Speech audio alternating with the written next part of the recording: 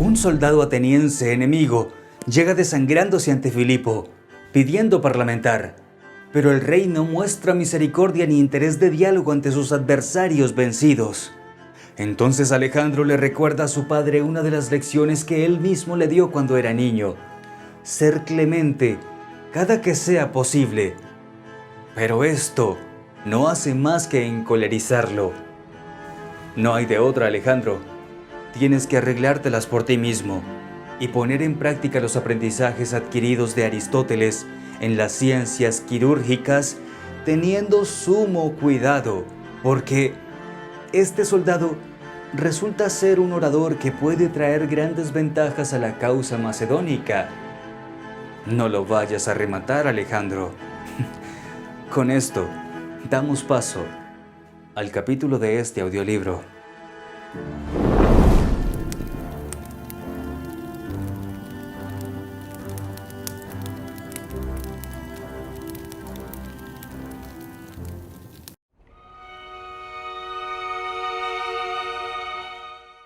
Dos mil atenienses cayeron en combate y otros muchos fueron hechos prisioneros.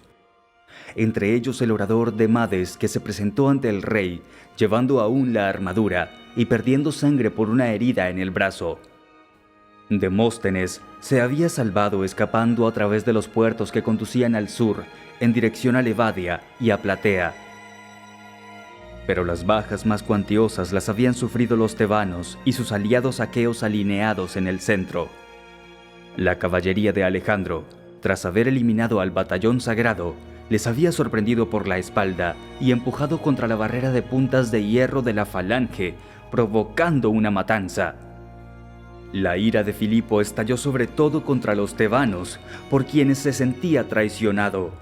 Vendió como esclavos a los prisioneros y se negó a dar sepultura a sus cadáveres. Fue Alejandro quien trató de disuadirle de actuar así. «Padre, tú mismo me dijiste que hay que ser clemente cada vez que ello sea posible», le hizo observar una vez que se le hubo pasado el furor de la victoria. También Aquiles devolvió el cadáver de Héctor al rey Príamo cuando le imploraba entre lágrimas. Estos hombres se han batido como leones y han dado la vida por su ciudad. Merecen respeto. Y además, ¿qué ibas a sacar tú mostrándote cruel con los muertos? Filipo no respondió, pero se veía que las palabras de su hijo habían hecho mella en él. «Padre, hay aquí afuera un oficial ateniense prisionero que solicita hablar contigo». «Ahora no», rugió Filipo. «Dice que si no le recibes se dejará morir desangrado». «Pues bien, uno menos». «Como quieras, entonces me ocuparé yo de él». Salió y llamó a 2 escuderos. «Acompañad a este hombre a mi tienda y haced venir a un cirujano». Los soldados cumplieron la orden y el ateniense fue acomodado sobre un catre de campaña, desnudo y lavado. Poco después, volvió uno de los escuderos. «Alejandro, los cirujanos están todos ocupados con nuestros soldados y tratando de salvar a quienes tienen las heridas más graves. Pero si lo mandas, vendrán igualmente». «No importa», replicó el príncipe. «Ya me ocuparé yo de ello. Traedme los instrumentos, aguja e hilo. Poned agua a hervir y conseguidme unas vendas limpias». Los hombres se le quedaron mirando estupefactos, y el paciente más aún si cabe que ellos. «Lo siento, tienes que resignarte», le dijo Alejandro. «No puedo dejar morir a un soldado macedonio por salvar a un enemigo». Entró en aquel momento Calístenes y le vio mientras se ataba un mandil y se lavaba las manos. «Alejandro, pero ¿qué estás haciendo?»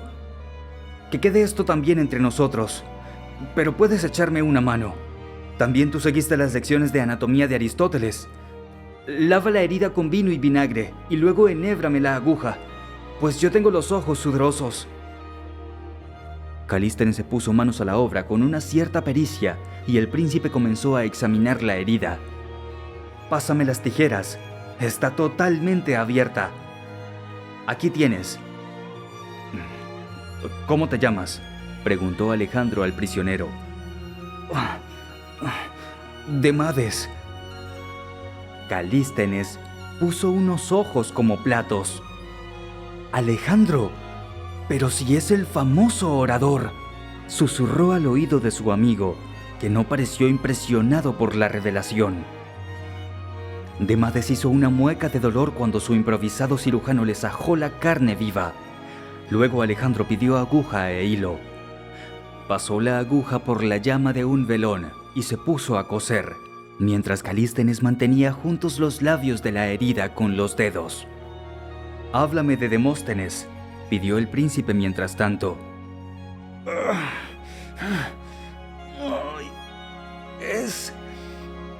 Es un patriota», repuso Demades entre dientes. «Pero tenemos ideas distintas». «¿En qué sentido?». «Pon un dedo aquí», añadió vuelto hacia su ayudante. Calístenes apoyó el dedo para aguantar el hilo que había que anudar. «En el sentido...», explicó el herido conteniendo el aliento. «En el sentido de que yo era contrario a llegar a la guerra al lado de los tebanos y lo dije públicamente». Dejó escapar un profundo suspiro tan pronto como Alejandro hubo estrechado el nudo. «Es cierto», susurró Calístenes. «Tengo copia de alguno de sus viejos discursos». «He terminado», dijo el príncipe. «Podemos vendar». Luego, vuelto hacia Calístenes, añadió: «Haz que le vea un médico mañana. Si se hincha y supura, habrá que drenar y es mejor que eso lo haga un verdadero cirujano». «¿Cómo puedo expresarte mi agradecimiento?», preguntó Demades incorporándose para sentarse en el catre. «Agradéceselo a mi maestro, Aristóteles, pues fue quien me lo enseñó. Pero me parece que vosotros, los atenienses, no habéis hecho gran cosa por retenerle». «Ha sido un problema interno de la academia. La ciudad no tiene nada que ver». «Escúchame. ¿Puede la asamblea del ejército deliberar en este mismo lugar y conferirte una misión política?». En teoría sí. Probablemente hay, en estos momentos, más ciudadanos en condiciones de votar que en Atenas. Entonces ve a hablar con ellos y haz que te confieran la misión de negociar con el rey las condiciones de paz». «¿Hablas en serio?», preguntó Demades estupefacto mientras se volvía a vestir. «Sí. Puedes coger unas vestiduras limpias de mi arcón. Por lo demás, yo hablaré con mi padre. Calístenes encontrará un lugar donde alojarte». «Gracias. Yo...». Fue capaz solo de balbucear Demades. Alejandro ya había salido. Entró en la tienda de campaña de su padre mientras Filipo, sentado con Parmenio, el negro y algunos comandantes de batallón, acababan de cenar. «¿Tomarás un bocado con nosotros?», le preguntó el soberano. «¿Tenemos perdiz?». «Las hay a millares», explicó Parmenio. «Se levantan por la mañana del lago Copais y vienen en busca de alimento a lo largo del río durante el día». Alejandro tomó un escabel y se sentó. El rey se había calmado y parecía de buen humor. «Entonces, ¿qué te parece mi muchacho, Parmenio?», dijo dando mientras tanto una palmada en la espalda de su hijo. «Magnífico, Filipo. Un veterano de los Etairoi no habría mandado la carga mejor». «También tu hijo Filotas se ha batido con gran arrojo, general», observó Alejandro. «¿Qué has hecho de ese prisionero ateniense?», preguntó el soberano. «¿Sabes quién es?». «Es Demades». Filipo se puso en pie como movido por un resorte. ¿Estás seguro?, pregúntaselo si no a Calístenes. Por los dioses, manda inmediatamente a un cirujano para que cuide de él. Es un hombre que siempre ha hablado en favor de nuestra política. Ya le he cosido yo mismo. De lo contrario, a estas horas estaría ya desangrado. Le he dado una cierta libertad de movimiento en el campamento. Creo que mañana te traerá una propuesta para un tratado de paz. Si no he entendido mal, tú no quieres la guerra con Atenas. No. Además, para ganar una ciudad de mar, es preciso ser dueños y señores del mar, y nosotros no lo somos. Lo experimenté a mi costa, en Perinto y en Bizancio. Si tiene propuestas que hacer, las escucharé, y le comunicaré las mías.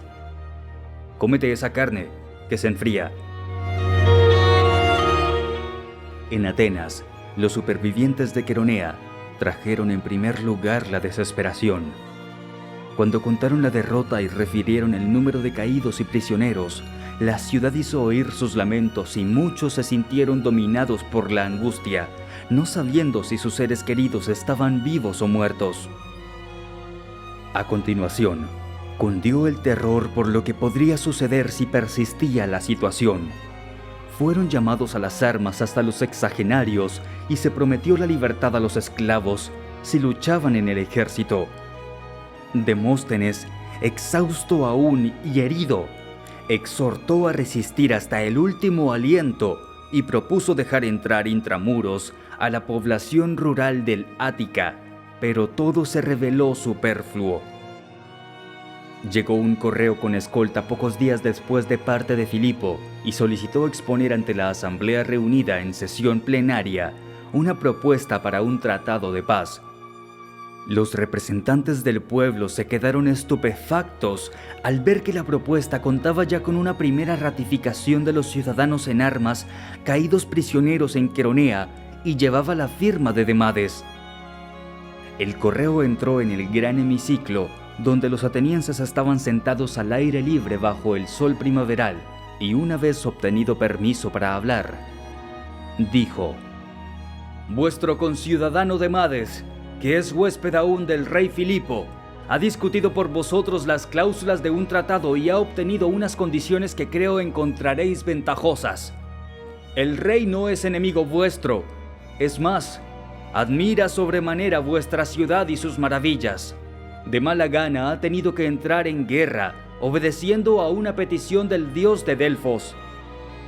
La asamblea no reaccionó como el orador hubiera podido esperar. Permaneció en silencio porque todos estaban ansiosos de escuchar las verdaderas condiciones. El correo prosiguió: «Ahora Filipo renuncia a cualquier revancha, os reconoce la posesión de todas vuestras islas en el mar Egeo y os restituye Oropos, Tespias y Platea, que vuestros jefes habían cedido a los tebanos, traicionando una secular amistad».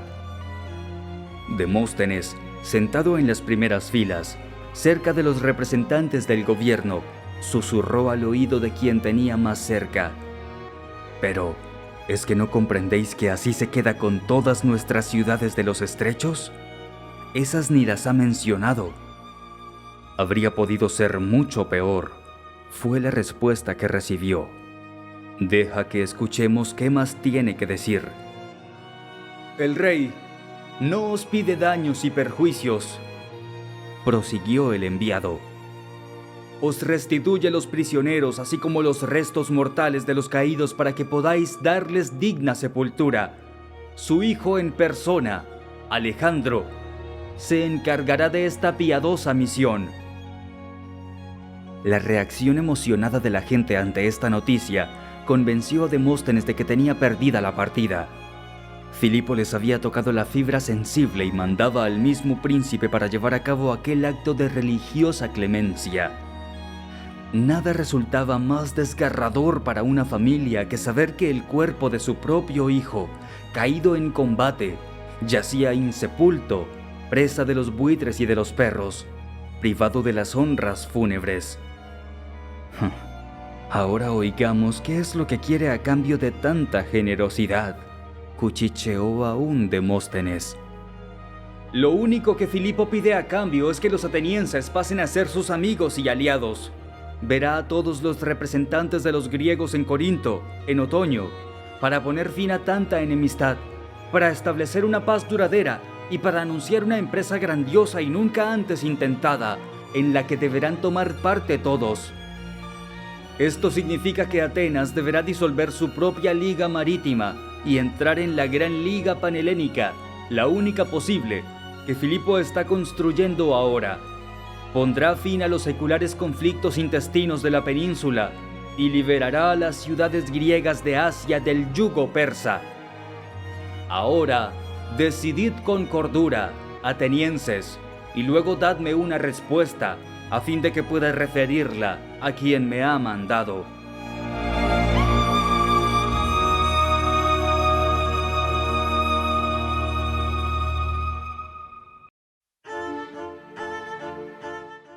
La propuesta fue aprobada por mayoría absoluta, a pesar del encendido discurso de Demóstenes que pidió la palabra para llamar a la ciudad a una resistencia a ultranza.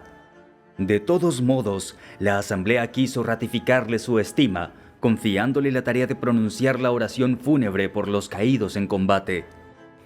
El documento, que llevaba ya la firma de Demades, fue refrendado por todos los representantes del gobierno y remitido a Filipo. Apenas el rey tuvo conocimiento de la noticia, mandó de inmediato a Alejandro con los carros de las cenizas y los huesos de los caídos, ya quemados en el campo de batalla. Los prisioneros habían efectuado el reconocimiento de buena parte de ellos, y a partir de aquella información, Eumenes había hecho escribir en cada una de las pequeñas urnas de madera el nombre del difunto y el de su familia. Los soldados desconocidos estaban reagrupados en los carros de cola, pero los médicos habían anotado las características de los cadáveres, las señales, si las tenían, el color de pelo y de los ojos. En prueba de buena voluntad, Filipo había añadido también parte de las armas para facilitar la identificación de aquellos guerreros aún sin nombre. «Te envidio, hijo mío», le confió a Alejandro, que se disponía a partir. «Estás a punto de ver la ciudad más bella del mundo». Los compañeros vinieron a despedirse. «Te confío a Bucéfalo», dijo el príncipe a Hefestión. «No quiero cansarlo y poner en peligro su vida en un largo viaje. Lo trataré como si fuera una hermosa mujer», repuso el amigo. «Puedes partir tranquilo. Solo siento que... ¿Qué sientes?» «Que no me hayas confiado también custodiar a Campaspe». «Déjate de cuentos, majadero», rió Alejandro. Luego montó sobre un robusto caballo negro que un palafrenero le traía en aquel momento y dio la señal de partida. El largo convoy partió con gran chirriar de ruedas y detrás caminaron los prisioneros atenienses, llevando cada uno un hatillo, con los pocos efectos personales y con los alimentos que habían conseguido adquirir. A Demades le fue dado un caballo en consideración al papel que había desempeñado al favorecer la firma del Tratado de Paz. Entretanto, los caídos tebanos yacían insepultos aún y eran desgarrados de día por los cuervos y buitres y de noche por los perros vagabundos y por las aves rapaces, ante los ojos de las mismas madres que habían llegado de la ciudad y se habían concentrado en las márgenes del campo, elevando desgarradores lamentos. Otras, dentro de los muros de Queronea, realizaban oscuros ritos de maldición para implorar que la muerte más atroz cayera sobre Filipo. Pero de nada había servido hasta aquel momento las invocaciones y maldiciones. El rey había negado tercamente a los enemigos derrotados la posibilidad de volver a ver a los muertos y de darles sepultura, porque les consideraba unos traidores. Por último, doblegado por las insistencias de sus propios amigos que temían las consecuencias de un comportamiento semejante, el soberano cedió. Los tebanos salieron entonces de la ciudad vestidos de luto, precedidos por los lamentos de las plañideras, y excavaron una gran fosa en la que depositaron los míseros restos de sus jóvenes caídos en combate. Levantaron sobre la tumba un túmulo, a cuyo lado erigieron la estatua gigantesca de un león de piedra para simbolizar el valor de aquellos guerreros.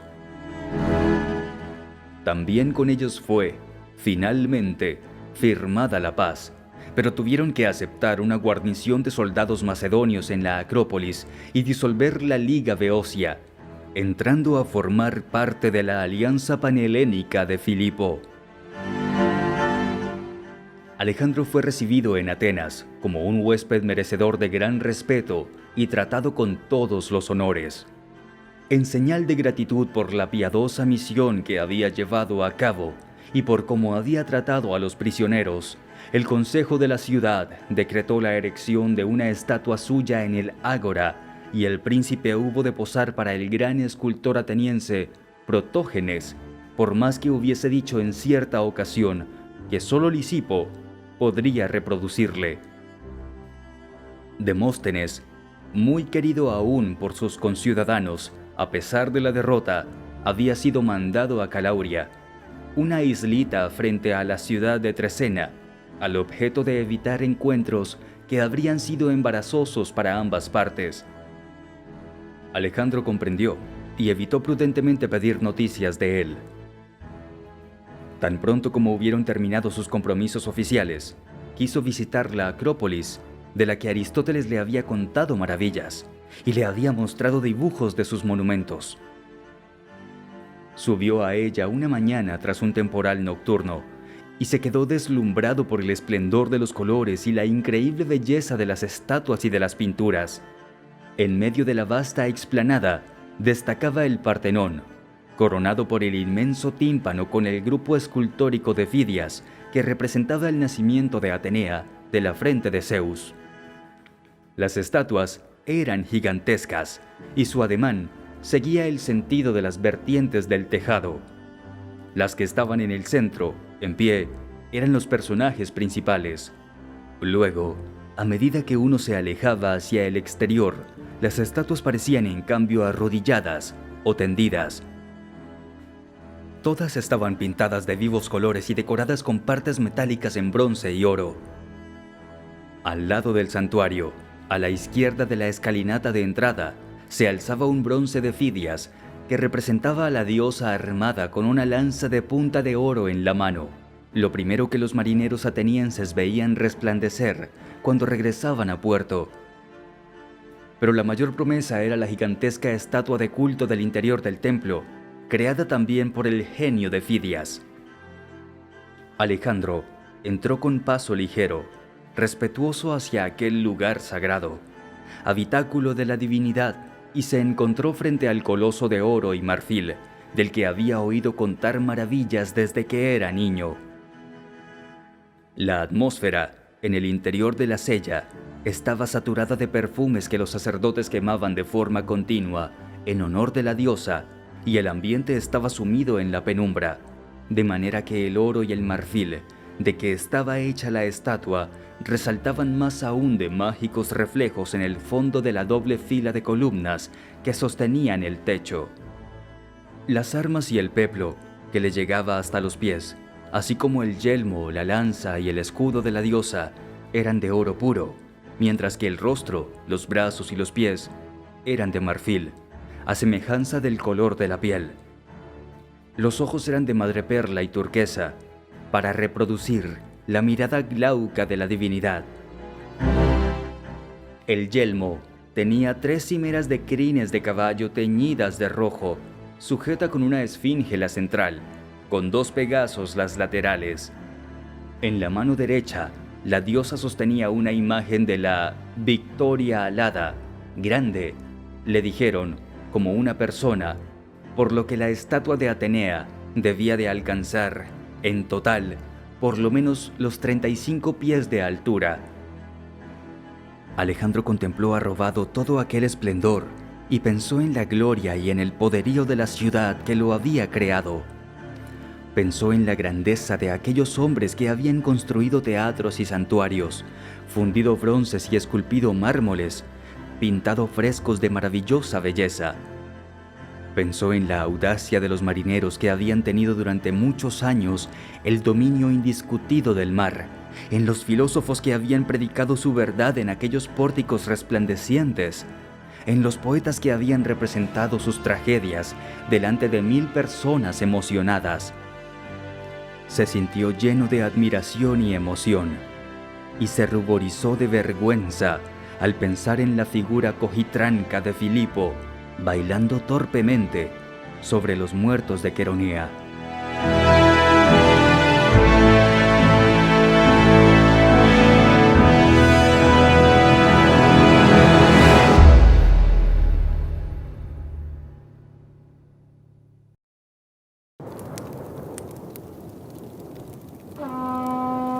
Audiolibro escuchas.